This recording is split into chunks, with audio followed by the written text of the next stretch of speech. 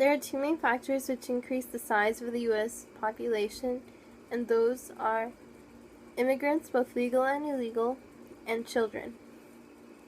In 1945, there was a sudden steady increase in the amount of legal immigrants entering the U.S., and since then, that rate has increased up until present day.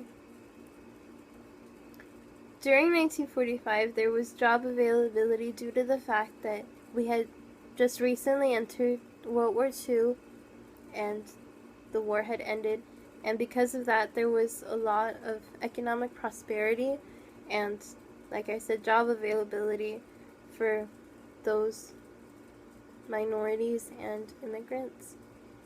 And since that in other countries that there were lower wages being offered to their workers, and that possibly there was internal conflicts within those nations. So foreigners decided that it would be better to come to America, where even if there was lower pay, they had the opportunity to have better jobs later on and live in better conditions. One aspect the government can't control, which is an inevitable factor in the growth of the Texas population, is children being born. And just from 1970 to 1999 alone, there was 1 million children which were enrolled in elementary and middle schools in Texas. And by 2020, it's estimated that 5.6 million children will be enrolled to get their education. A way that we could decrease the birth rate is if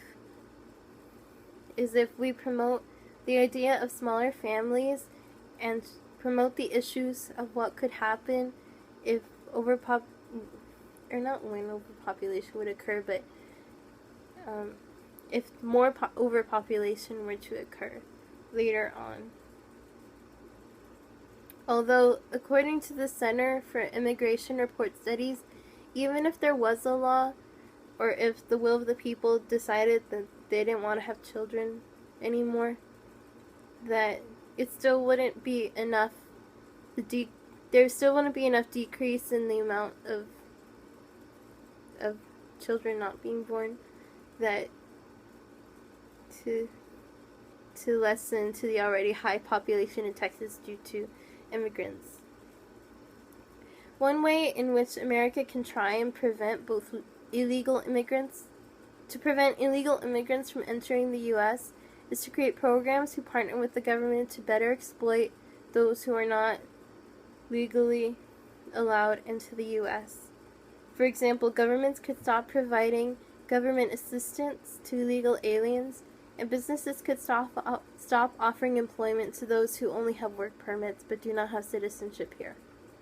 Additionally, one of the more reasonable things the government could do is to pass a law which either ends immigration or at the very least prevents how many can enter the U.S.